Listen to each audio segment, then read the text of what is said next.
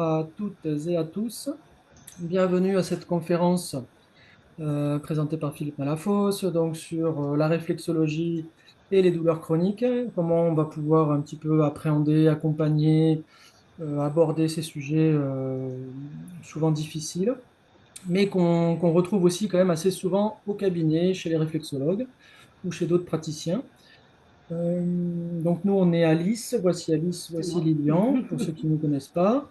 On collabore avec Philippe depuis 4 années maintenant en organisant sa formation en technique à médiation réflexe à Côte-de-Bronde, à côté de Carcassonne. Voilà, donc c'est une formation, bon, on en reparlera pour ceux que ça intéresse, mais qui est un petit peu, qui est qualifiante dans le sens où c'est quand même un 3 fois 3 jours, même 4 fois 3 jours. Il y a beaucoup de contenu, beaucoup de savoir, beaucoup de pratique, donc ça permet vraiment soit de booster les connaissances et la pratique chez les réflexologues, ou pour les non-réflexologues, les médicaux, paramédicaux, ça leur permet d'avoir une approche scientifique des techniques réflexes avec des outils pratiques qu'ils peuvent rapidement mettre en place dans leur cabinet ou dans leur structure hospitalière ou clinique. Voilà un petit peu. Euh, Donc la prochaine, bon, comme ça pour info, hein, ou en attendant que tout le monde se connecte, on a donc une prochaine session à partir d'octobre, si je ne me trompe pas. Oui, tout début octobre. Voilà. Voilà. Euh, donc les techniques réflexes, la réflexologie, c'est vrai elle évolue.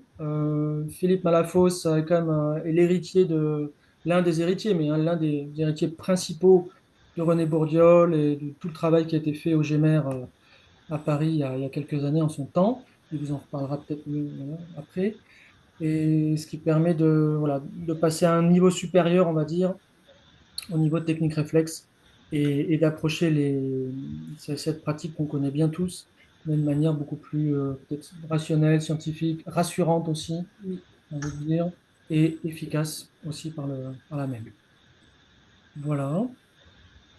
Donc là, on est à combien de personnes? 25. 25. Ben, ça rentre, voilà, ça continue de Oui, on rentrer. va commencer tranquillement. Ouais, 19h09, si tu veux, Philippe, tu prends le relais et puis tu peux commencer ta présentation. Eh bien, bonjour à tous, à ceux que j'ai vus et à ceux que je n'ai pas eu le plaisir de saluer. Donc, nous allons démarrer. Alors, je vais voir comment ça va se passer. Lilian, c'est bon là? Tu vois Oui, bien? oui, on le voit, oui. Voilà, donc nous allons essayer de faire le point sur ben, la réflexothérapie, la réflexologie. Puisque Lilian vient de vous le dire, cela fait déjà 4 ans que nous avons commencé ce qui s'appelle une formation supérieure en technique à médiation réflexe. Alors on utilise ce terme de technique à médiation réflexe car il est consensuel entre la réflexothérapie pratiquée par des gens du domaine médical et les réflexologies par ceux qui seraient du bien-être. Or, les zones étant les mêmes, les techniques étant quasiment les mêmes, nous avons décidé de prendre ce terme général et généraliste de technique à médiation réflexe. Voilà. Alors, nous avons pensé euh, prendre comme fil conducteur la prise en charge de la douleur chronique, et je dis bien chronique, en technique à médiation réflexe. Alors avant de parler de la douleur chronique, il va falloir que quand même nous présentions en quelques mots, quelques diapos, quelques schémas, quelques explications les techniques à médiation réflexe, autrement dit la réflexothérapie. Alors vous avez vu dans la première diapo un livre que j'ai eu le plaisir, parce que ça a vraiment été un plaisir de l'écrire. Il est sorti en 2020 chez l'éditeur Duno, qui est la filière médicale et scientifique du groupe Hachette, hein, voilà. Donc ce livre fait à peu près 800 pages et j'ai voulu faire une synthèse de tout ce qui était fait parce qu'il y avait plus de 40 ans que le dernier livre de René Bourdiol a été paru. Et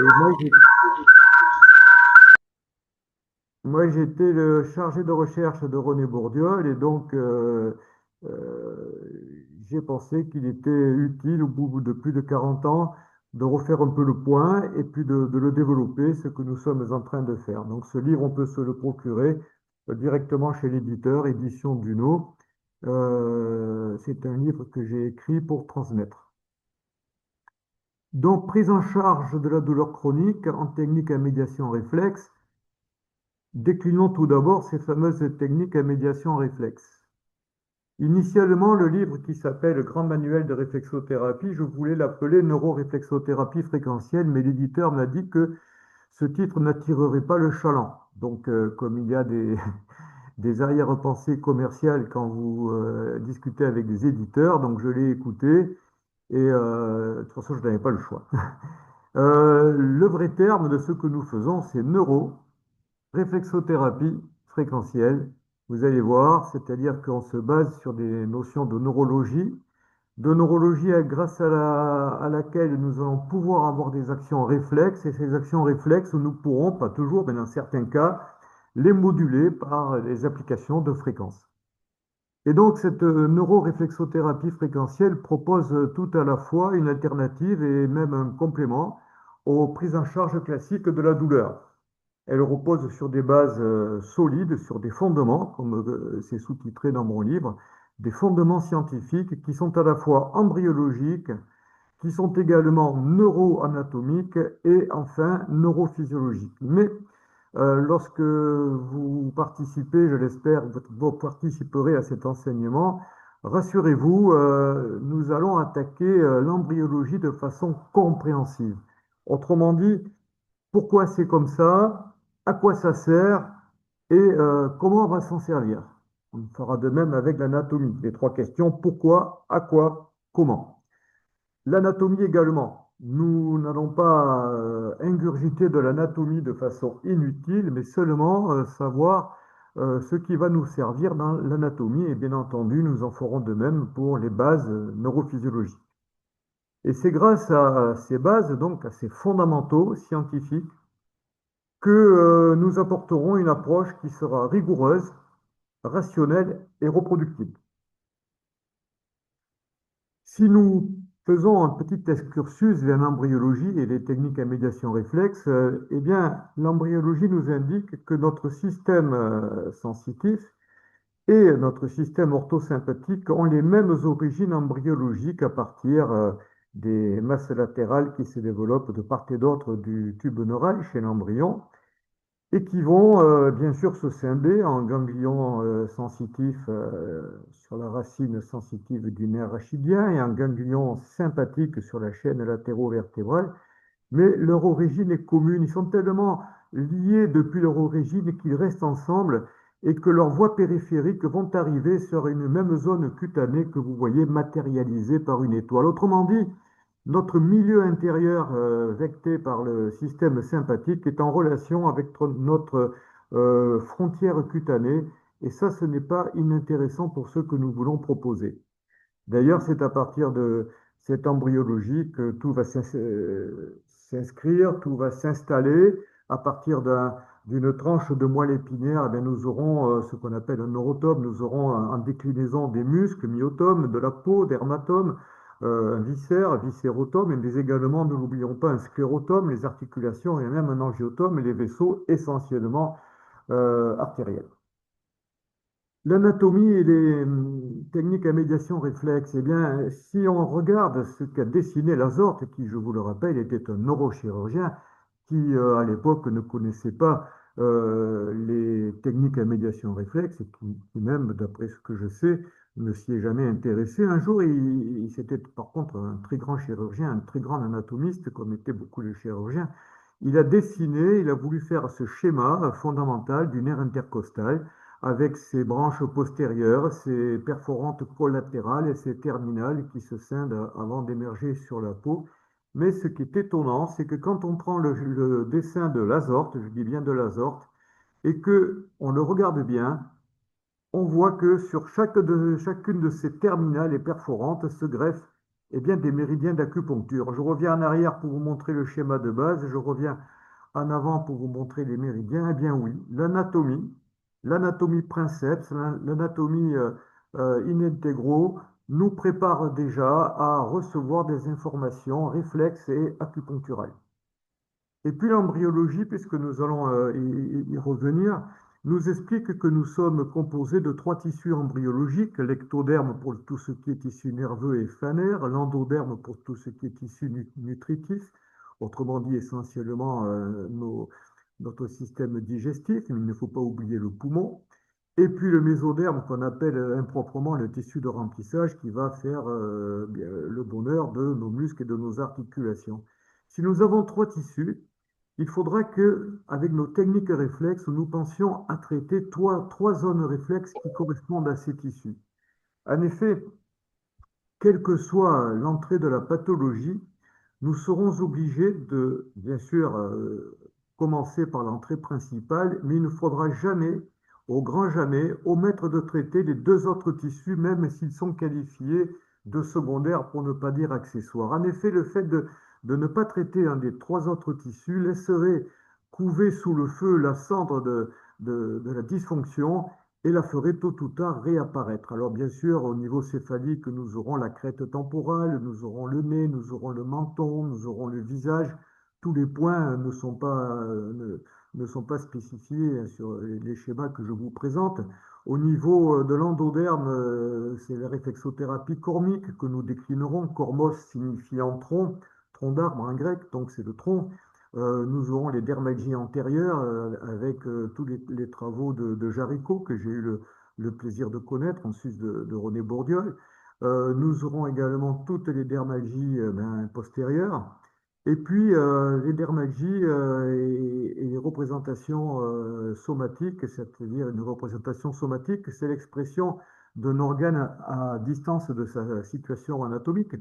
Donc c'est somatotopie mésodermique, ce sont bien sûr sur les membres. On appelle ça la réflexothérapie mélique de mélos, membre en grec. Et tout le monde connaît le pied, mais dans le pied, il n'y a pas que la plante, il y a les arches qui sont très riches en ressources, le dos du pied, la jambe également qui nous a dévoilé beaucoup de ressources. Et puis dans les membres, nous avons la main qui a toute une signification que nous apprendrons à décrypter.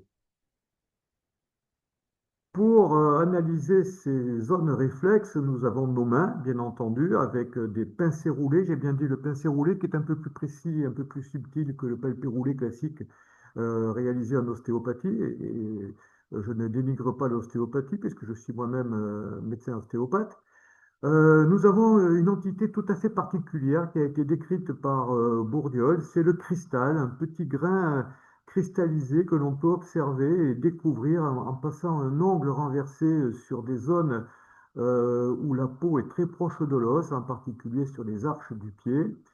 Nous pouvons donc faire des détections à la main, mais nous pouvons également nous aider de matériel électrique, puisque Guy Boyer, un des maîtres de l'acupuncture et un des papas de l'acupuncture en France, a démontré et l'a publié dans une thèse que le point d'acupuncture, qui est également un point réflexe, présente sur le plan électrique une chute de son impédance, et donc avec du matériel certifié, il est possible de venir croiser des informations et après une détection manuelle, on peut essayer de discerner au sein du processus cutané une zone électivement effondrée sur le plan de son impédance qui sera le point réflexe par excellence. Mais la détection manuelle et la détection électrique ne sont pas les seules. Nous allons, et ça c'est vraiment la force de ce séminaire, nous allons interroger le système neurovégétatif de notre patient. Beaucoup d'entre vous connaissent le réflexe artériel de Nogier. Nous apprendrons à le prendre, nous apprendrons à le manier, nous essayerons de le comprendre. Donc c'est le pouls, hein, c'est le pouls de Nogier, le rack, qui se prend au niveau du poignet comme le pouls classique, sauf que la technique sera différente de la prise de pouls traditionnelle. Hein, d'accord?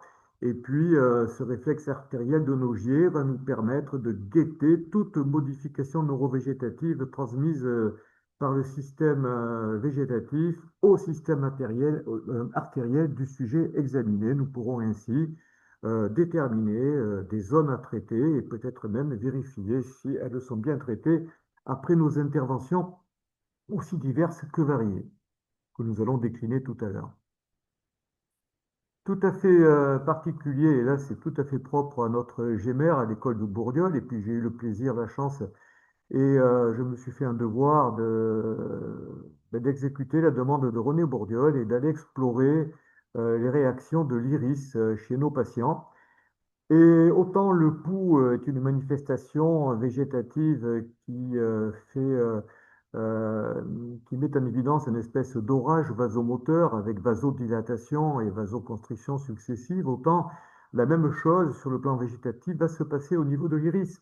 L'iris, il va créer une iridoconstriction ou une iridodilatation, ce qui va faire que le patient, qu'on va équiper de lunettes adaptées, que vous voyez, nous n'interrogerons d'ailleurs qu'un seul œil sur ce patient. Nous apprendrons à déterminer lequel.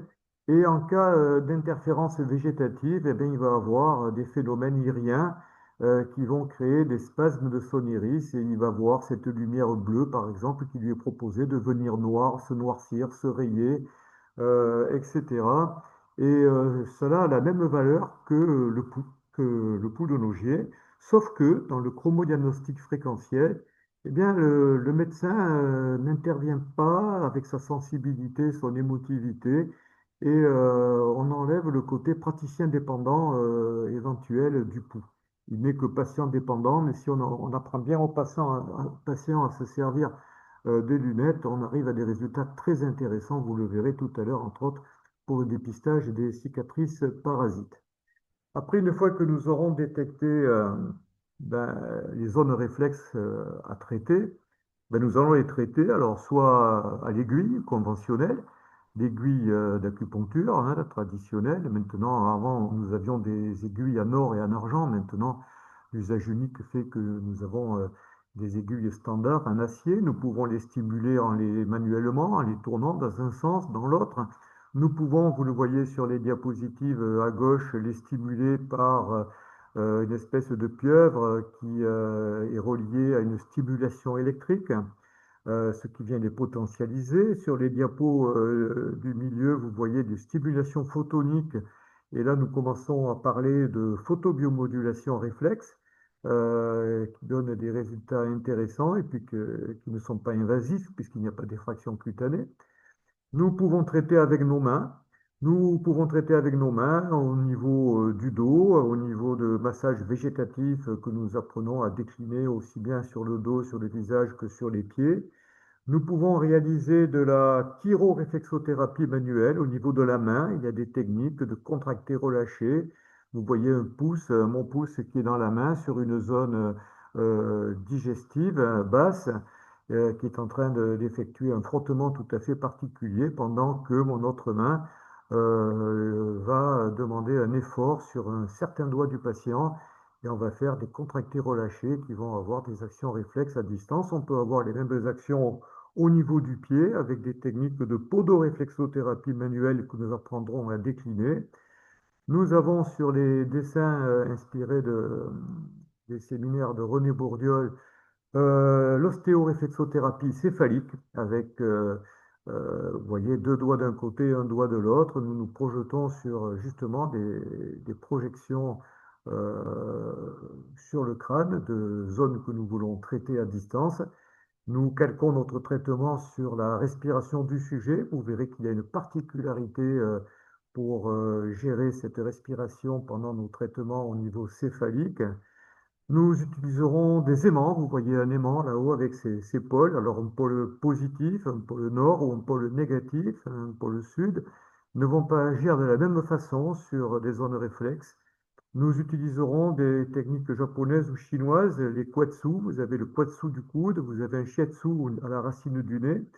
Le kwatsu, il est plutôt d'obédience japonaise.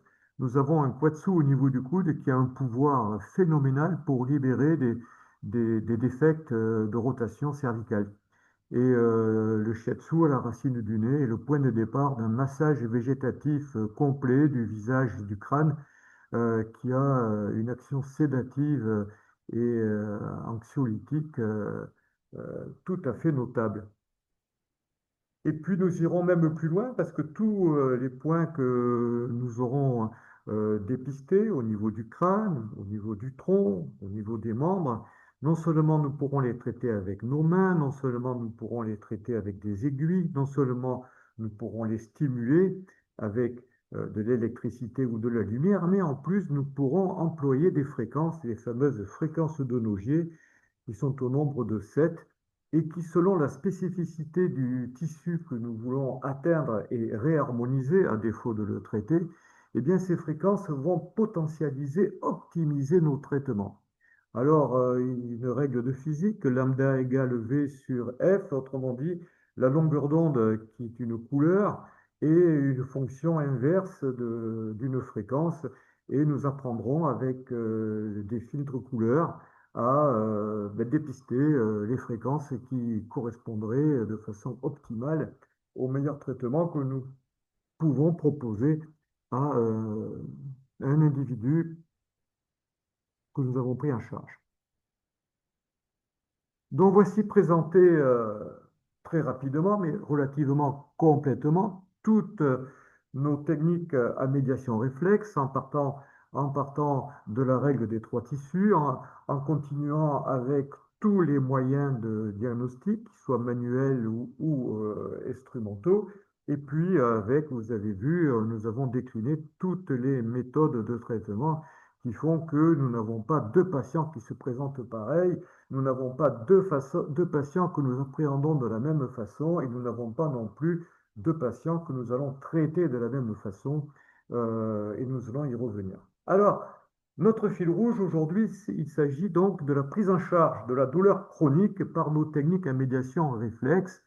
Nous parlons de douleur chronique quand cette dernière dépasse une durée de 3 mois, ce qui fait quand même beaucoup, mais quand on dit 3 mois, ça peut être des mois et parfois même des années. La chronicité commence à 3 mois, mais n'a pas de limite au-delà.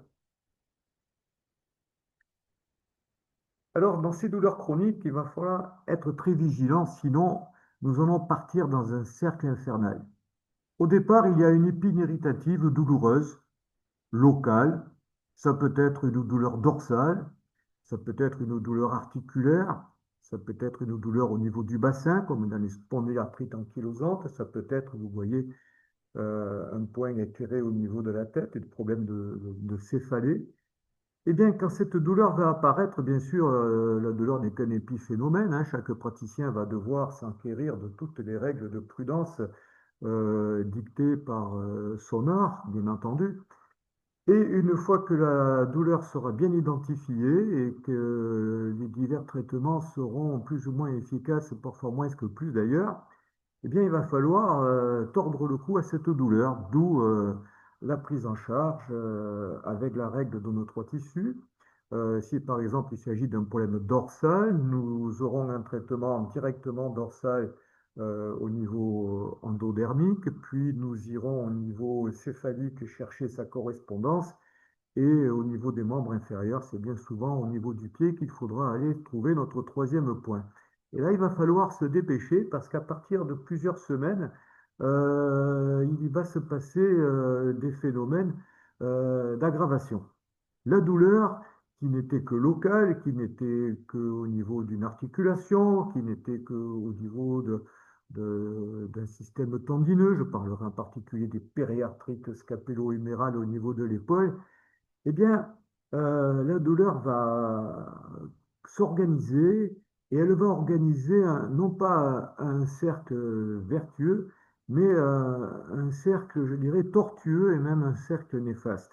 En effet, elle va envoyer des informations de façon quasi permanente et puis surtout des informations de grande intensité qui vont s'étendre sur le plan régional dans un premier temps et d'une simple tendinopathie de l'épaule, nous pouvons passer à un syndrome légodystrophique en phase chaude, mais ce n'est pas tout, ça peut continuer, cela va même progresser avec une diffusion beaucoup plus générale, et là nous rentrons dans des cadres complexes, des syndromes polyalgiques idiopathiques diffus qu'on appelle également les fibromyalgies, vous savez, tous ces syndromes douloureux dont on change le nom tous les 10 ou 15 ans sans pour autant identifier la cause. Et tous ces changements de nomenclature, tous ces changements de dénomination ne font que cacher la misère de notre ignorance et une grande partie de notre impuissance. Parce que si la douleur locale diffuse en régional et diffuse en général, à un moment donné, elle va atteindre les structures supérieures de notre cerveau émotionnel, de notre cerveau mémoriel. Et là, nous allons des répercussions qui sont anxio-émotionnelles et où nous allons avoir une intégration dans la mémoire qui, à son tour, est très contiguë sur le plan neuroanatomique de notre cerveau limbique et un cercle non seulement chronique va s'installer, mais un cercle infernal va partir et nous allons avoir de l'absentéisme, des non-reconnaissances de pathologies, des patients qui vont aller errer de praticien en praticien, de technique en technique, et toujours avec autant d'échecs.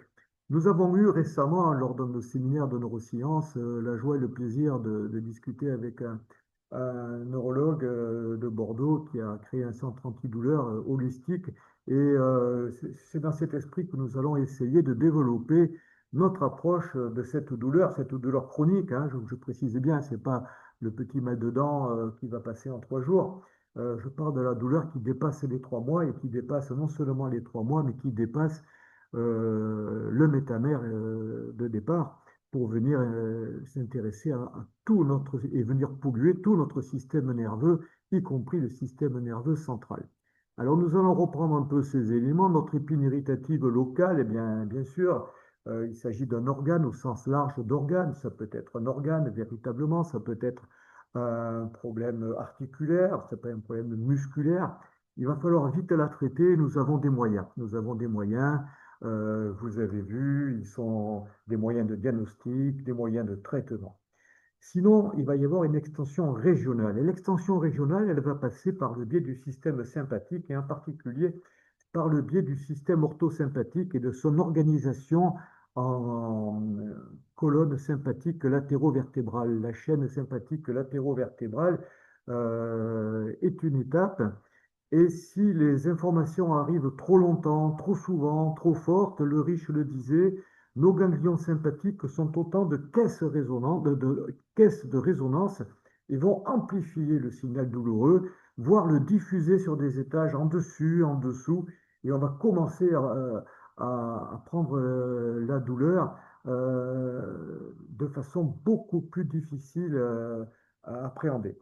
Et puis, après nos ganglions sympathiques, qui sont peut-être les premières barrières, un peu comme les ganglions lymphatiques sont par rapport à une tumeur envahissante, eh bien, il va y avoir ce qu'on pourrait dire, pour comprendre la métaphore, des métastases qui seront dans notre système nerveux général.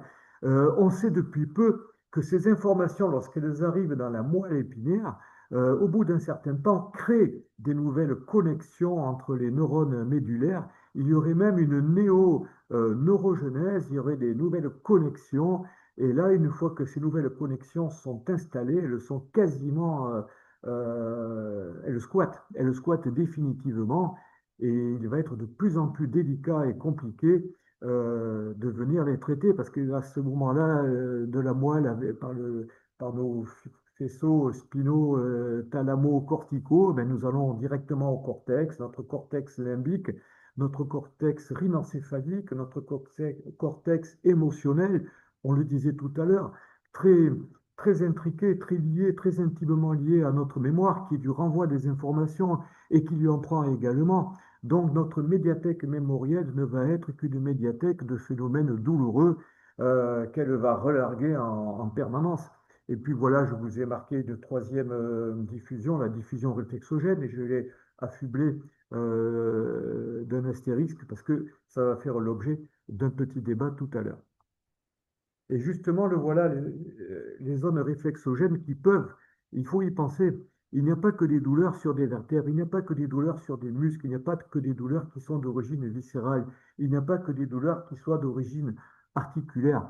Il y a des zones qui peuvent nous parasiter à notre insu et qui sont cachées. Elles sont pièges parce que il faut savoir les découvrir. Je parlerai par exemple des cicatrices pathogènes. Après une intervention, quelqu'un a une cicatrice, une jolie cicatrice, hein, son aspect chirurgical et esthétique n'a pas de rapport direct avec le fait qu'elle puisse perturber quelqu'un. Eh bien, si et on ne connaît pas trop le mécanisme intime de ces cicatrices pathogènes. Par contre, ce qu'on connaît bien, ce sont ses conséquences. Nous allons essayer de les dépister à l'aide de lunettes de chromodiagnostic fréquentiel.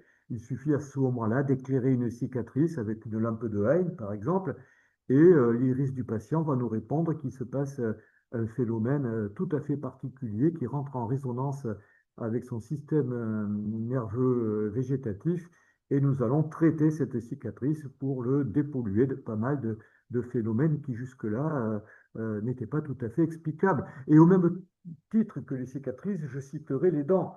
Nous avons au niveau de nos arcades dentaires parfois des petites pathologies qui sont là, inflammatoires, insidieuses, mais néanmoins qui vont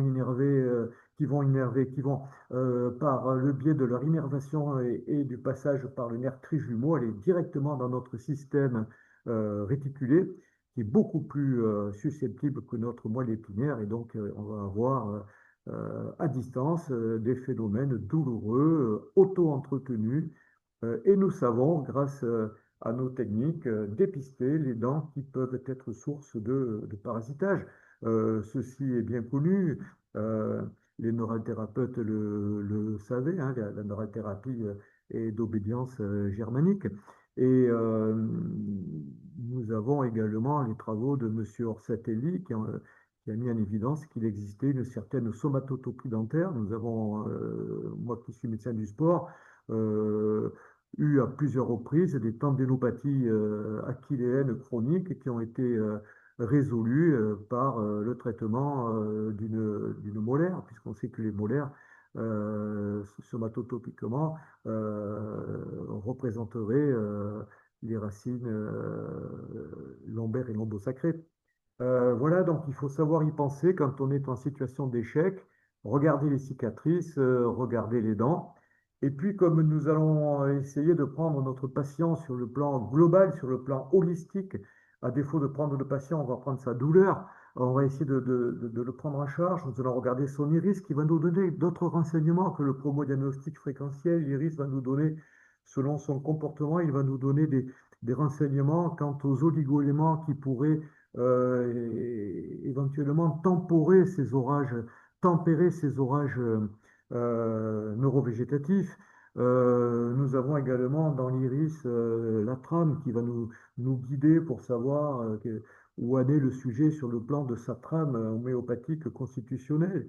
Et puis, nous avons nos fréquences, à nouveau nos fréquences, parce que on ne va pas traiter de la même façon quelqu'un qui a une algodystrophie inflammatoire en phase chaude que quelqu'un qui a une algodystrophie qui sera serrée en phase rétractile et surtout des répercussions au niveau cortical. La fréquence G 160 Hz est adressée aux répercussions émotives, émotionnelles, anxieuses et au parasitage mémoriel de ces syndromes douloureux chroniques. Alors, on m'a demandé de vous présenter des exemples. Nous en avons pris trois. Nous allons prendre tout d'abord les lombalgies. Imaginons qu'un lombalgique chronique vienne vous consulter. Il est en échec, il a eu des infiltrations qui l'ont soulagé ou pas, qui l'ont soulagé un peu, mais il continue à se plaindre, il continue à être en incapacité. Attention, parce que si la maille ne bouge pas, s'il ne bouge pas, l'absence de mouvement va majorer sa douleur. Et nous savons même maintenant que dans les nouvelles techniques de réadaptation, plus vite la mobilité et le mouvement sont reconduits et plus vite la personne va être réadaptée. Donc, nous allons le traiter avec un point local. Alors, ça va dépendre, cela va dépendre s'il s'agit d'une lombalgie à L1, L2, L3, L4, L5, SE1. Pour cela, nous avons des moyens de diagnostic manuels, électriques, nous les avons vus. Le diagnostic ostéopathique viendra nous aider, nous l'enseignons également. Et une fois que nous aurons traité cette zone lombaire ou lombo-sacrée, il faudra aller traiter les deux autres points. Donc on ira sur le crâne pour la zone ectodermique, ça sera sur la crête temporale la plupart du temps. Et il faudra ne pas oublier d'aller au niveau mésodermique, c'est-à-dire au niveau du pied. Alors nous choisirons soit l'arche interne, si les douleurs sont de type plutôt mécanique, soit l'arche externe, si elles ne le sont pas. Peut-être même la face dorsale du pied, si les douleurs ont un gros retentissement psycho-émotionnel. Voici pour les lombalgies. Nous pouvons avoir aussi des tendinopathies. Je vais prendre un sujet, par exemple, celui des tendinopathies de la patte-doigt au niveau du genou. Alors le genou présente une particularité, c'est que en technique réflexe, si nous arrivons à déterminer les trois points, ce qu'on appelle le triangle du genou, euh, nous sommes surpris à chaque fois des résultats instantanés et spectaculaires que nous pouvons obtenir. Ces trois points se construisent selon une construction géométrique.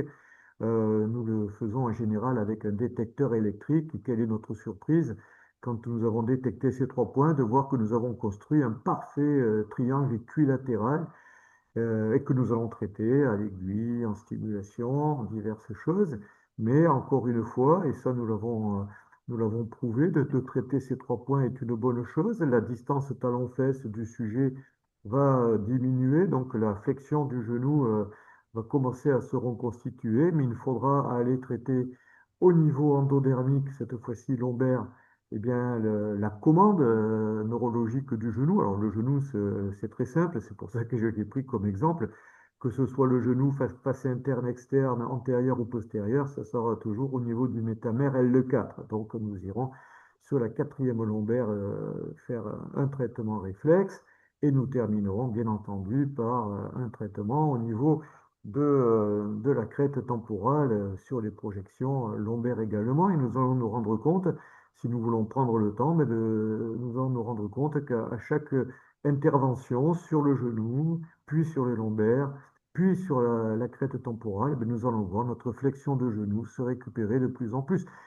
Elle doit se récupérer parce que je vous dirais que nos techniques sont tellement efficaces la plupart du temps que leur manque d'efficacité signe qu'il faut passer la main et c'est un signe de diagnostic différentiel. Il y a peut-être une pathologie du genou qui empêche la flexion, un syndrome méniscal, une arthrose grave, des choses comme ça.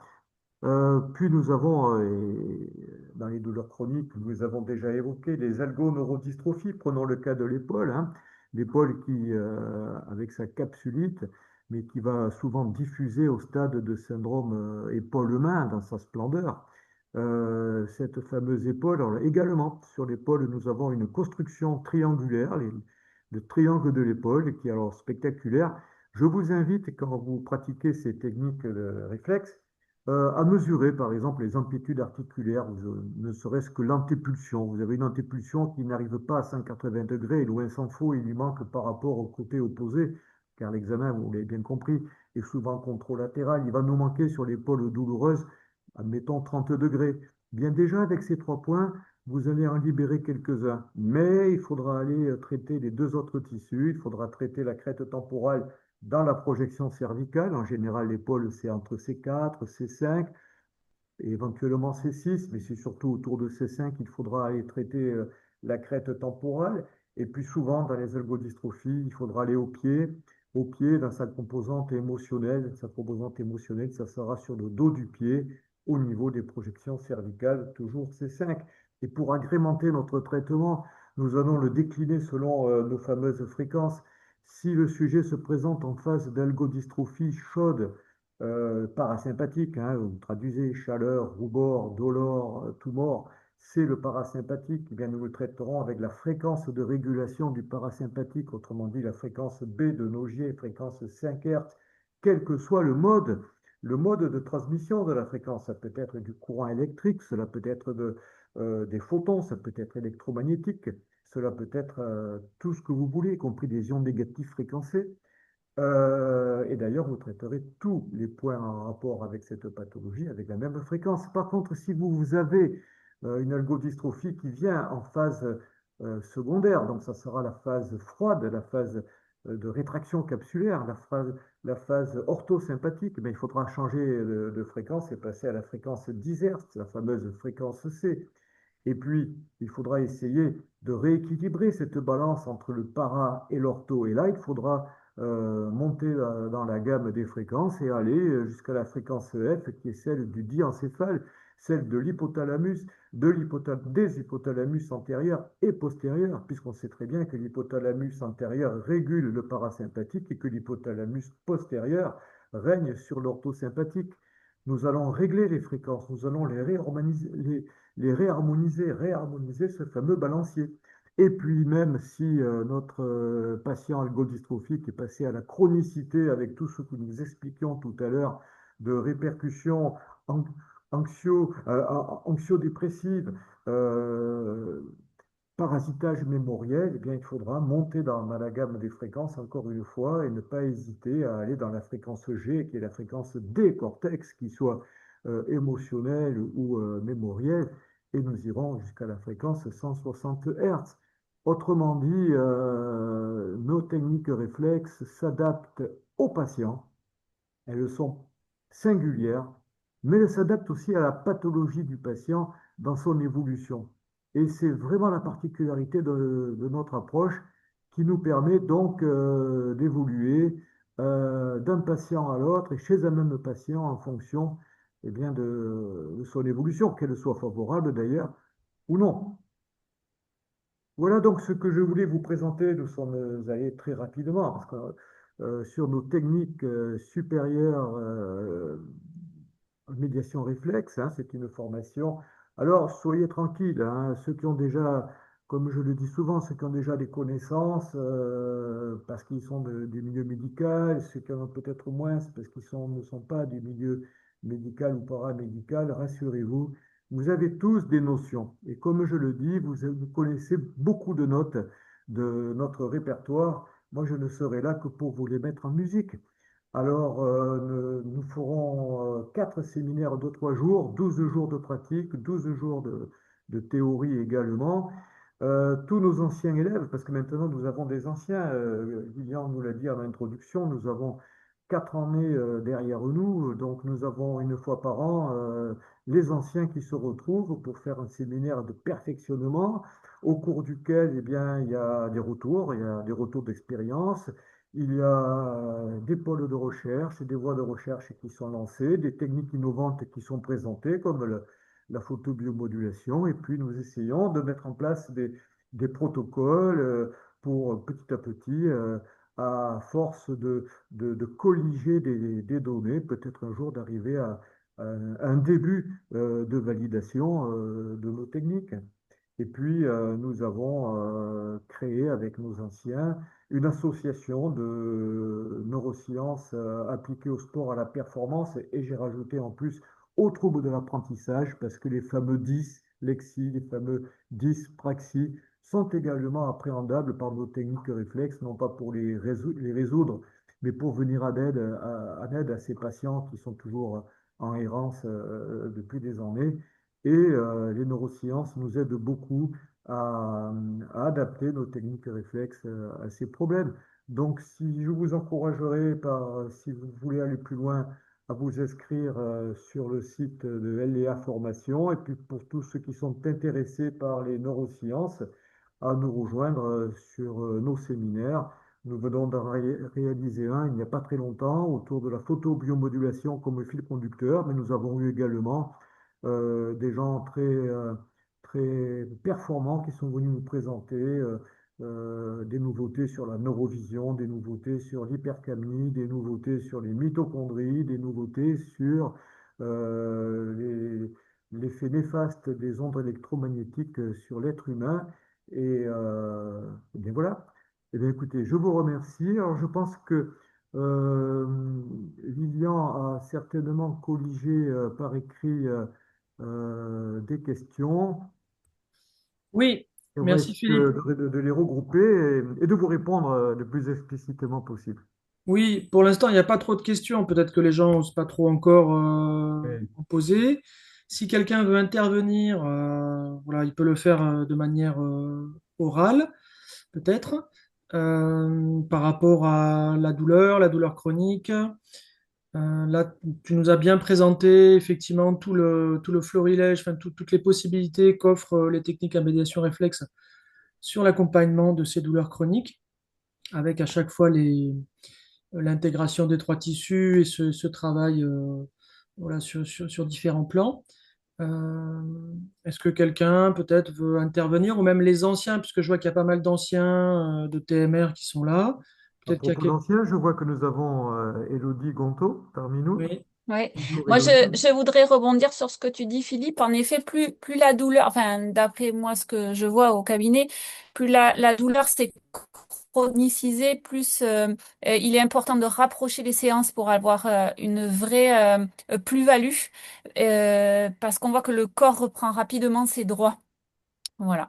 Alors absolument. D'ailleurs, Elodie, je souligne pour les gens qui ne te connaissent pas que tu travailles avec le centre antidouleur de l'hôpital Purpan et que tu es en train de mettre en place justement sur les algodystrophies vieillies de plus de 6 mois. Alors là, c'est pas un cadeau, mais enfin, c'est toujours comme ça.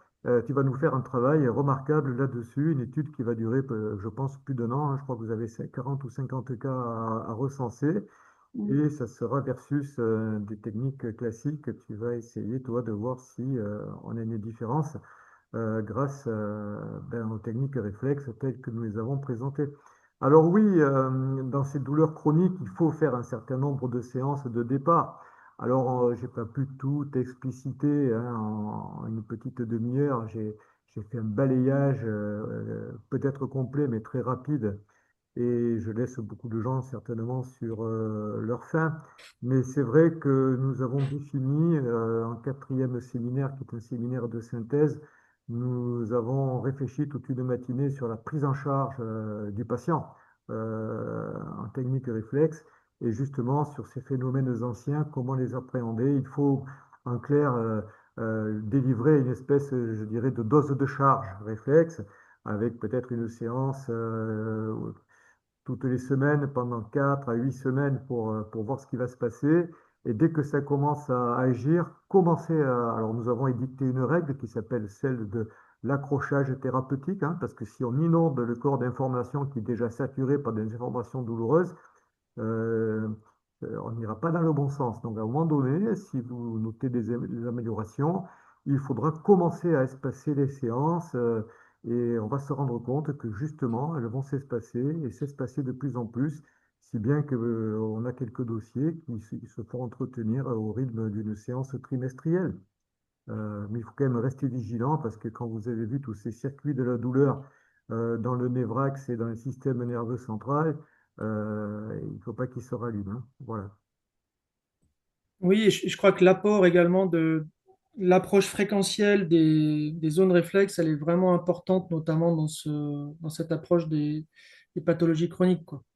La- Absolument, les zones réflexes peuvent ne pas être traitées par des fréquences en première intention, si c'est une douleur, une petite entorse de cheville, une petite tendinite passagère. Mais très vite, il va falloir en arriver aux fréquences pour plus d'efficacité, pour que le traitement soit pérenne. Sinon, on soulage les gens pour quelques jours, c'est pas le but.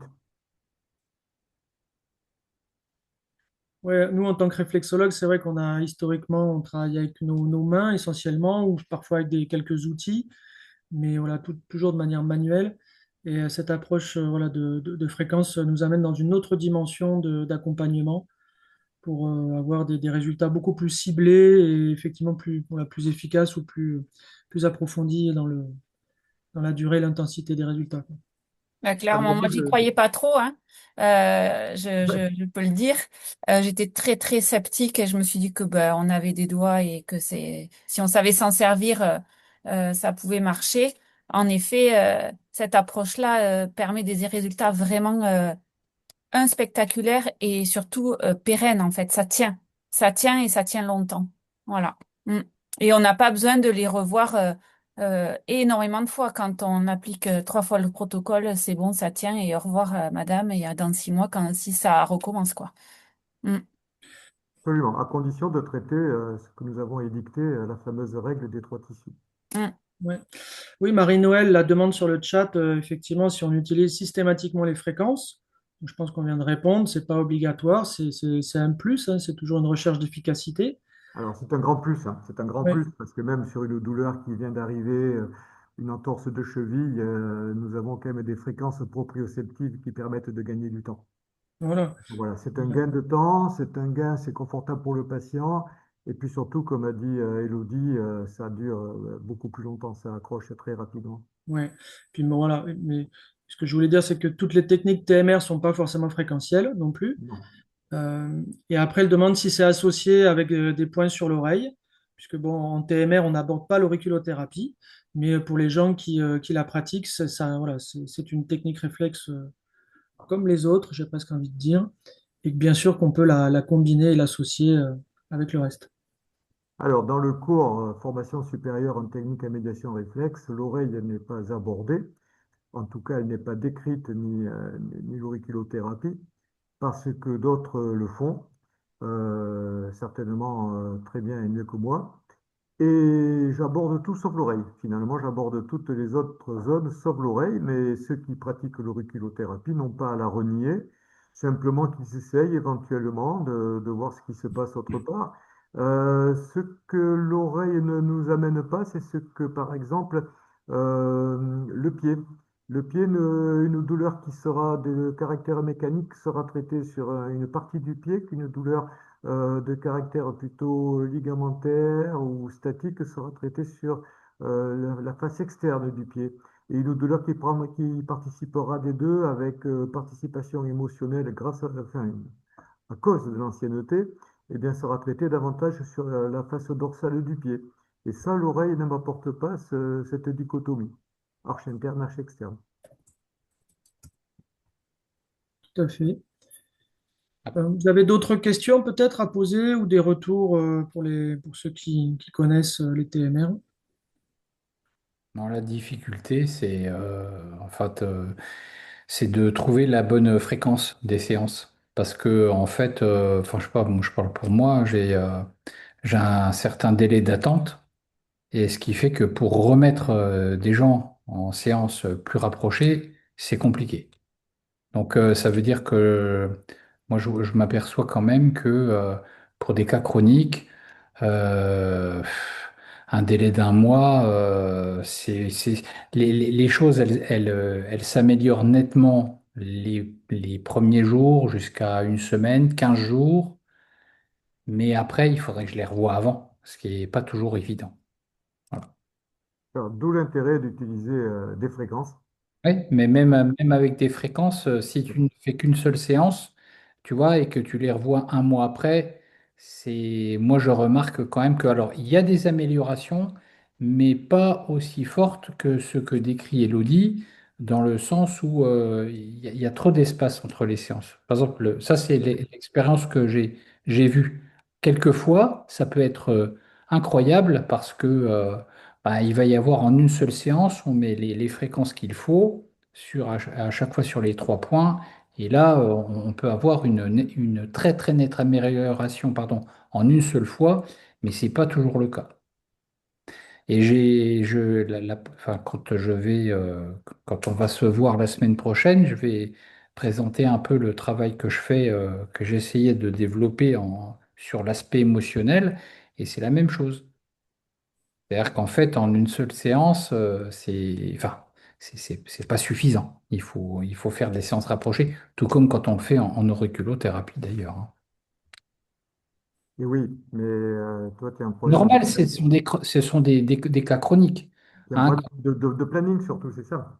Hein. Et quand on voit par exemple des problèmes de burn-out, etc., ben, alors, j'essaie de mettre au point quelque chose en TMR parce que en auriculo, enfin, on a de l'expérience. Enfin, je pense que Philippe, il fait pareil que moi, mais c'est vrai qu'on a plus d'expérience en auriculo, ce qui fait voilà, on a plus l'habitude du protocole. Que là, je tâtonne et j'essaie de faire quelque chose. Voilà. Voilà. Alors, pour tout ce qui est chronique et à participation cérébrale, hein, une fois que le cortex émotionnel a été touché, nous allons certainement évoluer et je voudrais parler d'une technique qui s'appelle la photobiomodulation qui va permettre certainement, d'ici quelques mois, quelques années, d'appréhender ces dossiers de façon plus efficace. Nous travaillons dessus. Moi, je travaille sur les commotions cérébrales en Mhm. photobiomodulation avec des résultats impressionnants. Une équipe travaille sur la maladie d'Alzheimer à Toulouse. Une autre équipe sur Lyon va travailler sur les dépressions en échec médicamenteux. Voilà. Mais attention, au départ, sur ces pathologies chroniques, quelles qu'elles soient, il va falloir peut-être voir les gens une fois par semaine pour lancer. Ah oui, voilà, c'est ça. Mm. Ah oui, ça c'est clair. Ouais, peut-être il faut effectivement réorganiser son planning ou sa manière de planifier les séances des Oui, cas de mais maladie chronique, quoi. je pense que c'est une grosse demande, c'est ça le problème. Ouais. Et d'arriver à programmer 3 à 5 séances rapprochées, plus rapprochées dans ce cadre-là, quoi. Ouais, voilà, c'est ça. Mm. Mais bon, oui, comme ça fait pas très très longtemps qu'on est, qu'on est formé, voilà, on tâtonne au départ et puis voilà. Bon, c'est normal, hein. Mm. Oui, oui. Oui, tu vas faire, comme je le dis, chacun va s'adapter, hein. Ouais. Feront plutôt du manuel, d'autres feront plutôt du photonique, un troisième groupe fera de l'aiguille stimulée, et puis des fréquences avec une stimulation électrique avec la fameuse pieuvre. C'est clair hein, que chacun va... Le seul truc de la pieuvre, là, c'est bien, mais c'est vachement long. C'est vachement long pour plein de raisons. Technique déjà, technique. En soi, comment dirais-je, le défilement des fréquences, ben, il est quand même, c'est pas aussi bien qu'un laser ou un appareil, un Premio 40 par exemple, moi je trouve. Donc c'est plus long. Après, il faut arriver à scotcher les trucs. Enfin, moi je trouve la détection du point, si on veut le faire en électrique, c'est bien. En revanche, pour le traitement, c'est vraiment, vraiment long, je trouve. Voilà. Donc, moi, je ne le fais plus comme ça. Voilà. Déjà d'avoir une pieuvre, c'est bien parce qu'avant on n'avait que le simple Ah produit oui. vin avec un seul stylet. Donc, je pense que Cedatellec a compris que, parce que Cedatellec, pour ceux qui ne connaissent pas, c'est une société qui vend du matériel réflexothérapie qui était essentiellement au départ de l'auriculothérapie. Donc, ils sont en train de se rendre compte qu'il y a ben, des gens comme nous qui font de la réflexothérapie corps entier et qui ont besoin d'une adaptation du matériel. Il va falloir peut-être qu'un jour, même, ils fassent un matériel spécifique pour nous, qui soit facile à utiliser qui soit facile à poser, qu'il n'y ait pas trop d'adhésifs à poser, à enlever, à remettre, ça colle partout, ça colle mal, ça colle bien. Enfin, non, j'avoue que c'est toujours un peu long. Il va falloir évoluer, mais je crois Alors, moi, quand je l'utilisais, j'avais le rouleau de scotch à ouais, côté. Et en ouais. fait, je ne mettais plus les petits scotch qui Tu ne étaient mettais plus bien les faits pour interfaces. ça, mais je scotchais directement chaque. Ouais, Et ça allait exactement. Moi, j'avais un prototype à l'époque du GMR que Bourdel m'avait demandé d'expérimenter avec des bobines électromagnétiques, hein, des petites bobines électromagnétiques cachées dans du plastique, et je l'ai scotché, hein, ça va très vite, hein. Ça va très vite. Scotché. Après, moi j'utilise pas mal le Premio 40. Quand on veut éteindre sur une zone assez large Mm. tous les points, ça met du temps, hein, même en prenant le pouls, hein, parce que Oui, faut oui, toutes les éteindre correctement. Il faut que ça ne résonne plus. complètement. Et ça peut être long. Ça dépend de beaucoup de choses. Oui. Il y a une question de Claire qui demande, dans l'idée de traiter les 3 tissus, est-ce qu'un point en auriculo peut remplacer un point céphalique? Mais bien sûr que oui. Bien sûr que oui. Puisque l'oreille est sur le crâne et l'oreille est un tissu ectodermique par excellence. Puisque l'ectoderme, c'est le tissu nerveux. Et nous n'avons rien dans notre corps humain qui soit autant innervé qu'une oreille. Bien sûr. Ouais, donc on est bien dans la On met complémentarité. l'oreille. Par contre, il faudra mettre un point sur le cormos et un point au niveau des membres, d'un membre. Le pied, la plupart du temps. Alors, la main, le pied, c'est pas la même chose. Il y a un côté conscient d'un côté, pas conscient de l'autre, subconscient. Fait ça, on l'apprend en cours, hein, voilà. Ok, il y a Cathy qui dit j'ai pris en charge en PBM un de mes patients qui a fait une chute avec luxation de l'épaule. Après 3 séances rapprochées de 5 minutes, la douleur a disparu. A encore des douleurs à la mobilisation, mais plus en continu. Voilà. Ça, Voilà. Donc, ce qui est bien, c'est dans ces cas-là, c'est que la douleur a disparu. Donc, déjà, et moi, je vais faire un parallèle avec les commotions cérébrales. Vous savez, les commotions cérébrales, c'est comme les douleurs. Soit ça dure quelques jours, soit si elles dépassent 3 mois, comme les douleurs, on passe en chronique. On appelle ça les syndromes post-commotionnels prolongés. Et là, actuellement, la Fédération internationale de rugby est en train de dire que pour éviter de passer un syndrome post-commotionnel prolongé, et je dirais pareil pour les douleurs chroniques au bout de 3 mois, c'est vers le 15e jour qu'il faut commencer à s'exciter. Quand une douleur est là depuis 15 jours, quand quelqu'un a des symptômes de commotion depuis déjà 15 jours, il faut envoyer la sauce, il faut faire quelque chose. Parce que la douleur va s'installer, elle va passer dans les ganglions latéraux-vertébraux. La douleur va commencer à aller titiller les circuits dans la moelle épinière, quitte à en créer de nouveaux. La douleur va commencer à aller toucher le système limbique et ça, c'est pas bon du tout. Et donc, il va falloir très vite enlever la douleur. Si la douleur s'estompe et que cela permette à la mobilité de revenir, ben pour une épaule, et Elodie sera d'accord avec moi, c'est le meilleur moyen de redonner la mobilité à l'épaule, c'est le meilleur moyen d'éviter une ergodystrophie. Parce que le critère, la première cause de l'ergodystrophie, hormis la douleur, l'inflammation, etc., c'est l'immobilisme, le manque de mouvement de l'articulation. Combien d'algodystrophie du poignet se révèle à l'ablation du plâtre? Et maintenant, les chirurgiens, ils ont la hantise des algodystrophies. Qu'est-ce qu'ils font? Ils mobilisent très rapidement. Surtout chez les gens âgés, on fait une petite intervention, une broche, et c'est juste une contention légère et souple pour mobiliser un minimum. Et si, grâce à nos techniques, et là, l'intervenant qui vient de le dire, on soulage les douleurs d'une luxation d'épaule, parce que penser qu'une luxation a distendu la capsule, et que si la capsule n'a pas aimé, elle va s'enflammer en cicatrisant, et ça va faire une capsulite rétractile, autrement dit une ergodystrophie. Donc le fait de soulager la douleur, et par là même de permettre une meilleure mobilisation, c'est le meilleur traitement préventif de l'ergodystrophie.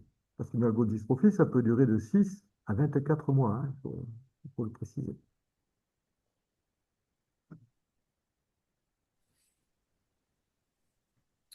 Oui, effectivement, plus on va loin dans la pathologie, dans cette chronicité, plus voilà, la Ouais, mais difficulté.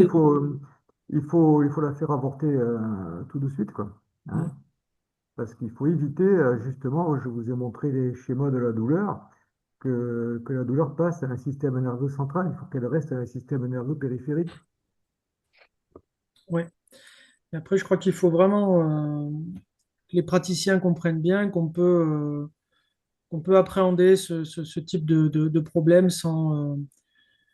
justement, sans peur, sans crainte de faire mal, d'aggraver, etc., en restant prudent.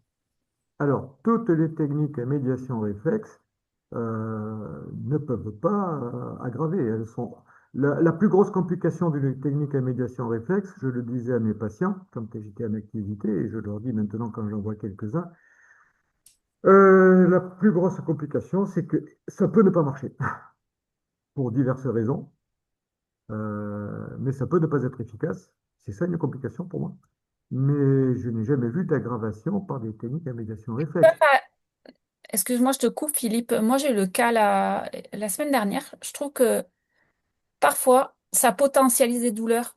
Tu vois, quand on travaille sur les cicatrices dentaires. Et puis, il y a 2 jours, j'ai repris une dame parce que ça lui avait réveillé une douleur. Et après, quand on le retravaille, je les ai repris entre deux, la douleur part. Mais Voilà. c'est vrai, moi, il m'est arrivé 2 fois de réveiller des douleurs euh, qui y étaient plus et que j'ai dû reprendre parce que la personne, elle Mm. en pouvait. Et il te faut expliquer à ta patiente que quand elle est venue chez toi, elle est rentrée par la porte de l'immeuble qu'elle a pris l'ascenseur, qu'elle est rentrée par la porte de ton cabinet et était en salle d'attente, et après elle est rentrée dans ton cabinet, et que parfois il faut faire le chemin inverse et le passage par toutes les étapes précédentes fait qu'elle peut retrouver les douleurs anciennes. Ça Mm. sera passager, mais ce n'est pas grave du tout, ça fait partie de son cheminement. Ouais, ouais. Mais ouais. Oui, même si ça peut inquiéter parfois le praticien ou la personne qui vient nous Donc, voir. moi, je le dis souvent, hein. Il peut y avoir des douleurs qui se réveillent. Voilà. Ne vous inquiétez pas. Voilà. Voilà, ne vous inquiétez pas, ça fait partie du process. C'est comme quand on traite le parasympathique, avertissez les gens que, ils vont avoir certainement une somnolence, qu'ils partent pas en voiture, que quelqu'un les accompagne. Ils peuvent avoir, dans les suites d'une séance de réflexothérapie psycho-émotionnelle, ils peuvent avoir une phase de récupération avec 2 heures de sommeil, hein, de sieste parfois, hein. Ce qui est de bon augure, il faut leur expliquer.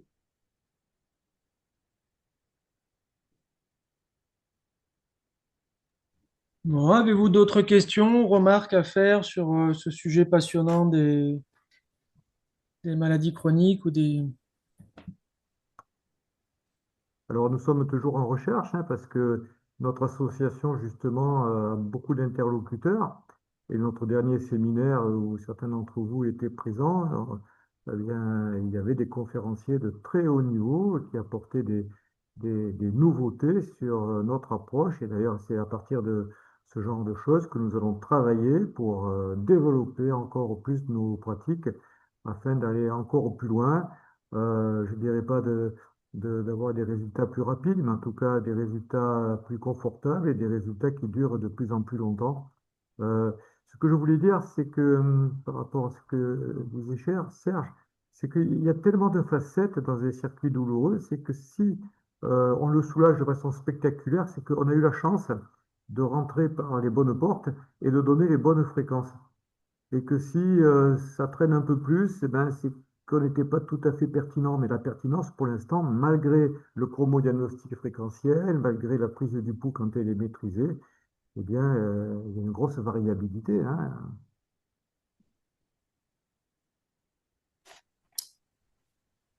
Ok, ben écoute, je crois que ouais, ça va donner un peu à réfléchir à pas mal de monde là qui ont suivi cette petite conférence.